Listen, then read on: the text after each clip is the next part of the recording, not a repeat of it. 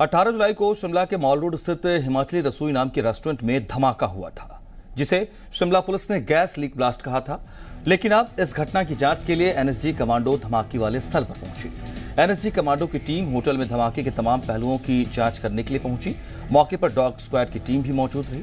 NSG के घटनास्थल पर पहुंचने को आतंकी गतिविधि से भी जोड़कर देखा जा रहा है, क्योंकि एनएसजी आमतौर पर जब राष्ट्रहित की बात आती है, राष्ट्र के खिलाफ कोई गतिविधि होती है, तो ये मानकर चला जाता है कि उसकी जांच के लिए पहुंचती है एनएसजी। इसलिए इस घटनाक्रम को इस तरीके से भी अब जोड़कर देखा जा रहा है। लेकिन क्या वाकई गैस लीक ब्लास्ट ही था ये, या इसके पीछे कोई आतंकी गतिविधि भी हो सकती है, राष्ट्र विरोधी गतिविधि हो सकती है? इन तमाम बातों का खुलासा अब एनएसजी की जांच के बाद एनएसजी क्या वहां से रिपोर्ट लेकर आती है, किस तरीके से उसको और पब्लिक के सामने रखा जाता है, या इस मामले में और जांच आगे बढ़ती है, इन तमाम बातों पर निर्भर करेगी। शिमला पुलिस ने प्रेस कॉन्फ्रेंस कर, आपको याद होगा, इस घटना को एलपीजी गैस से रिसाव की वजह से हुआ एक धमाका बताया था। तो पुलिस की थ्योरी ये थी कि गैस लीक की वजह से यह धमाका हुआ था, और अब एनएसजी यहां पर पहुंची है, जो अपने तरीके से इस मामले की छानबीन में जुट गई है। एनएसजी की टीम ने यहां पहुंचकर लोगों से बात की है और उस होटल के अंदर जाकर के भी जायजा लिया है। और ब्लास्ट जब हुआ था, आपको याद होगा, एक शख्स की मौत हुई थी जो कारोबारी था, और 13 अन्य लोग घायल भी हुए थे। तो बड़ा सवाल यह है कि क्या वाकई ये मात्र एक दुर्घटना थी, या इसके पीछे आतंकी साजिश की भी आशंका हो सकती है? यह सवाल इसलिए क्योंकि अब एनएसजी इस मामले की जांच के लिए पहुंच गई है। तो ये दो तस्वीरें जो आप इस वक्त देख पा रहे हैं मॉनिटर स्क्रीन पर, 18 तारीख को यह घटना घटी थी, और उसके बाद किस तरीके से पहले सुबह यह पूरा मलबा बिखरा हुआ नजर आया था होटल के अंदर का और बाहर के परिसर का, ये हमने आपको दिखाया था। और ये दूसरी तस्वीर भी आपके सामने है। दरअसल जब इस घटना की जांच के लिए एनएसजी की टीम पहुंची है, और जानकारी ये मिल रही है कि कई लोगों से पूछताछ हुई है, कुछ तथ्य भी एनएसजी की टीम ने अपने साथ रखे हैं, उसको लेकर के वो निकली है वहां पर।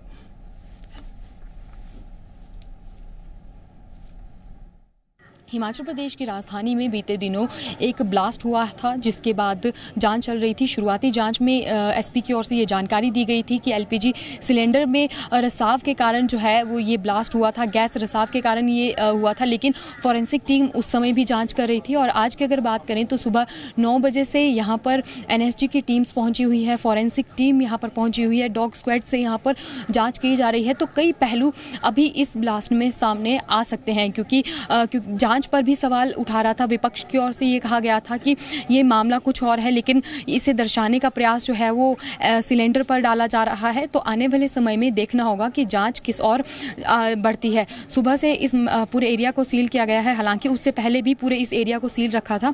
तो आज यहाँ पर टीम्स यहाँ पर पहुंची हुई है, एनएसजी की और साथ में फॉरेंसिक की टीम भी यहाँ पर जाँच करी है। जितनी भी ये बिल्डिंग्स है नीचे की तरफ से, वहाँ पूरी तरह यहाँ पर जाँच की जा रही है। फॉरेंसिक की टीम भी यहाँ पर है, एसआईटी का गठन किया गया था, वो भी सभी यहाँ पर हैं। तो जांच चल रही है, हालांकि अंदर की तरफ अगर देखें तो नहीं जाने दिया जा रहा है। तो इस मामले में अभी कई तरह के पहलू सामने निकल कर आ सकते हैं, क्योंकि आतंकवादी गतिविधियों की भी बात कही गई थी। हालांकि इस तरह की कोई भी आधिकारिक पुष्टि नहीं हुई थी। आधिकारिक तौर पर सिर्फ ये कहा गया था कि एलपीजी में गैस रिसाव के कारण ये ब्लास्ट हुआ था।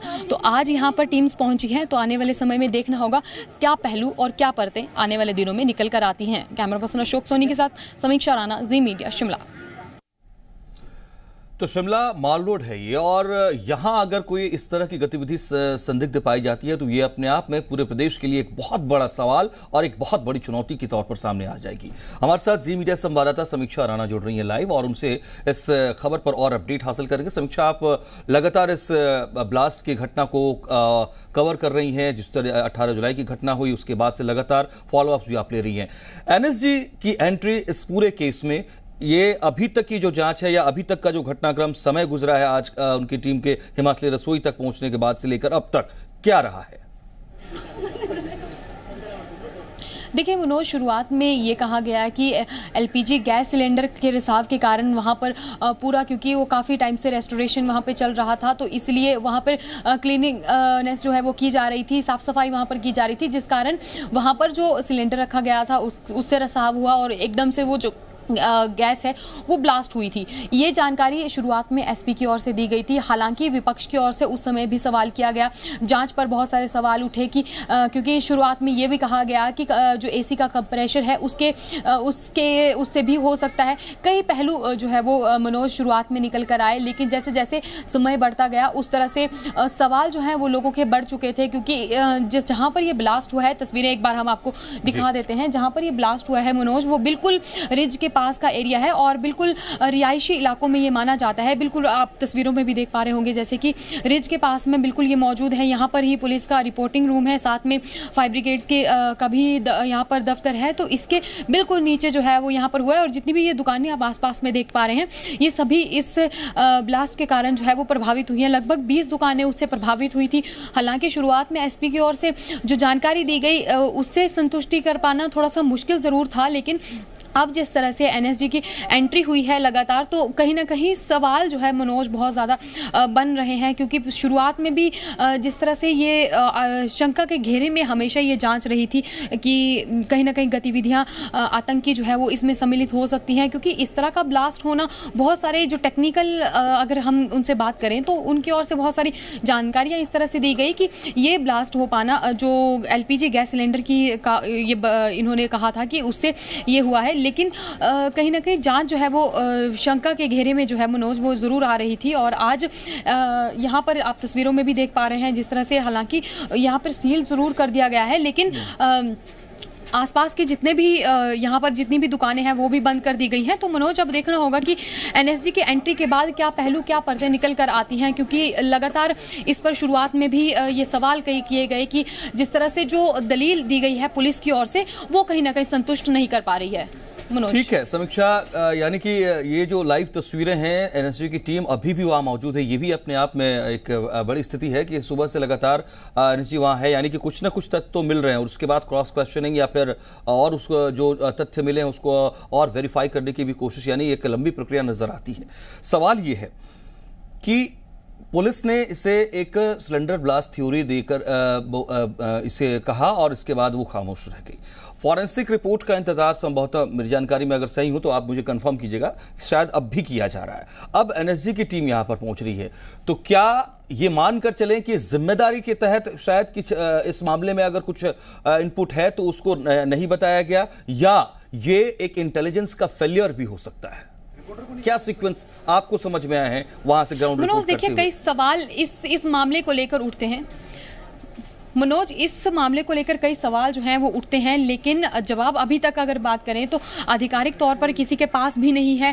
जांच यहां पर चल रही है, फॉरेंसिक टीम भी यहां पर एनएसजी के साथ पहुंची हुई है। जो एसआईटी का गठन किया गया है एएसपी के साथ, उनकी अध्यक्षता में जो 4 सदस्यीय टीम का ये गठन किया गया था वो भी यहाँ पर है, वो भी लगातार जाँच कर रहे हैं। जाँच पे मनोज ज़रूर ये शुरुआत में जिस तरह से जो दलील दी गई पुलिस की ओर से, उससे कहीं ना कहीं संतुष्टि कर पाना मुश्किल है। लेकिन मनोज देखिए, जब तक यहाँ से कुछ खुलासे जो हैं वो एनएसजी की ओर से नहीं किए जाते हैं, रिपोर्ट जब तक सामने नहीं आ पाती है, तब तक ये सब चीज़ें कह पाना बहुत ही ज़्यादा मुश्किल है। क्योंकि ये मामला काफ़ी अब गंभीर बन चुका है। एक व्यक्ति की जान चली गई थी और 6 जो है वो चपेट में आए थे और 13 से 14 लोग प्रभावित इससे हुए थे। तो कहीं ना कहीं मनोज बहुत ज़्यादा गंभीर ये मामला है। हालांकि पुलिस की ओर से आधिकारिक पुष्टि किसी भी तरह से नहीं की गई है। पुलिस की ओर से एक ही जो स्पष्टीकरण दिया गया था वो एसपी की ओर से दिया गया था कि एलपीजी गैस सिलेंडर के रिसाव के कारण ये जो ब्लास्ट है वो हुआ है। तो अब देखना होगा कि किस तरह से इस मामले को आगे लेके चलते हैं और किस तरह से रिपोर्ट सामने आती है। फॉरेंसिक टीम भी हालांकि यहाँ पर मौजूद है, जहाँ पर ब्लास्ट हुआ था वहाँ पर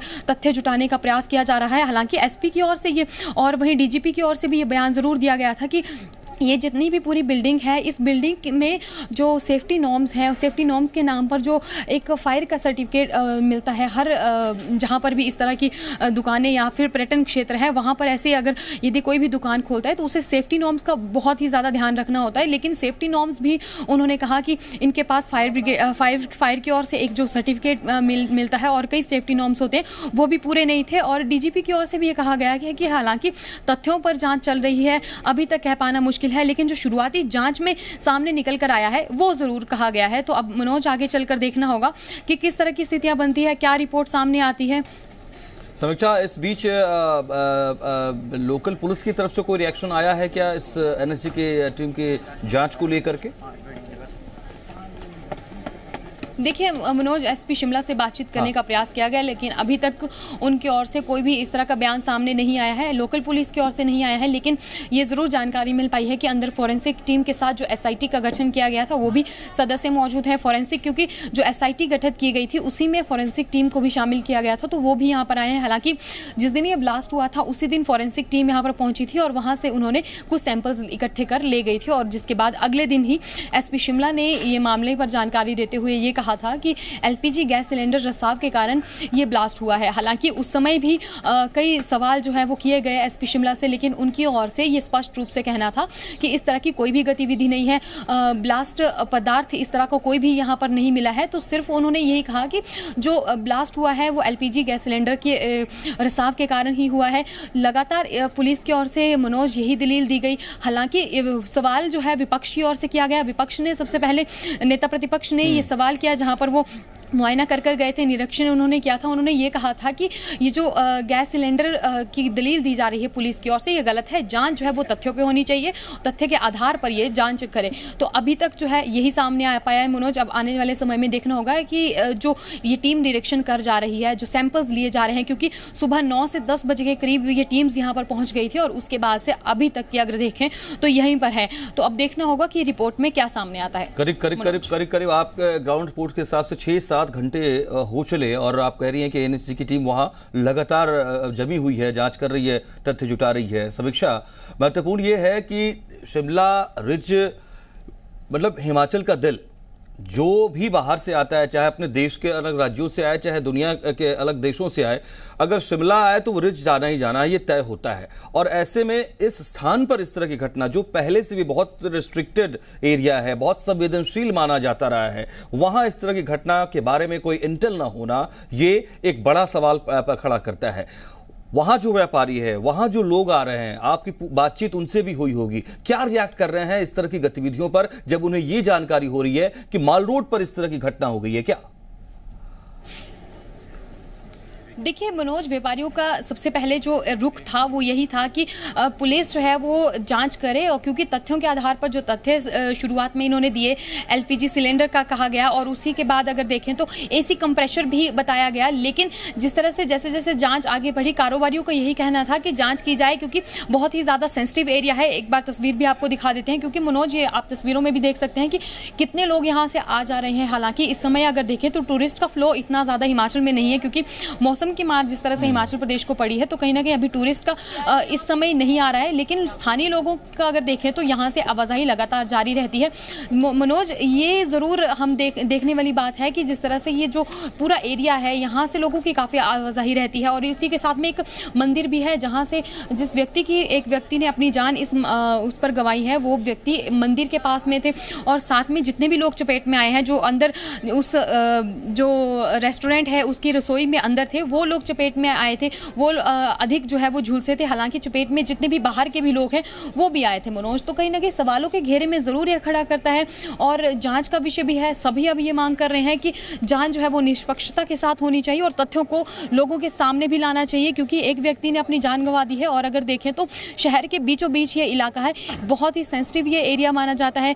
टूरिस्ट का हालांकि पीक सीजन चल रहा है, लेकिन मौसम की मार के कारण टूरिस्ट यहाँ पर नहीं आ रहा है, तो आवाजाही जो है लोगों की लगातार यहाँ पर है। ऐसे में अब पुलिस पर भी एक दबाव जो है वो बनता हुआ नजर आ रहा है। जिस तरह से पुलिस की ओर से भी कोई भी स्पष्टीकरण आधिकारिक तौर पर इस मामले पर नहीं दिया गया है, तो आने वाले समय में मनोज देखिए पुलिस की ओर से ये स्पष्टीकरण बेहद ही महत्वपूर्ण बन जाता है। एक इंफॉर्मेशन जरा जल्दी से, जो हिमाचली रसोई के जो भी सदस्य वहां जो काम करने वाले लोग हैं या उनके ऑनरशिप के लोग जो हैं, क्या उनसे भी एनएसजी पूछताछ करे? क्या उनको भी बुलाया, यहाँ रोका गया है? मनोज, जो रसोई में उस वक्त यहाँ पर झुलसे थे वो सभी अभी तक उपचाराधीन हैं, और बाकी जितने भी अन्य लोग हैं उनसे ज़रूर एनएसजी पूछताछ कर रही है, क्योंकि जो ऑनर हैं उन पर ही एफआईआर जो है वो दर्ज हुई है कि ब्लास्ट किस कारण से हुआ है। कहीं ना कहीं जो उनकी नाकामियत है वो भी सामने आई है, तो उन पर हुई है। हालांकि जाँच जो है मनोज बिल्कुल चल रही है। समीक्षा, नजर रखिए इस खबर पर। फाइनल अपडेट्स क्या है वो भी आपसे हासिल करेंगे। बहुत बहुत शुक्रिया इस वक्त तमाम डिटेल्स के लिए, तस्वीरों के लिए।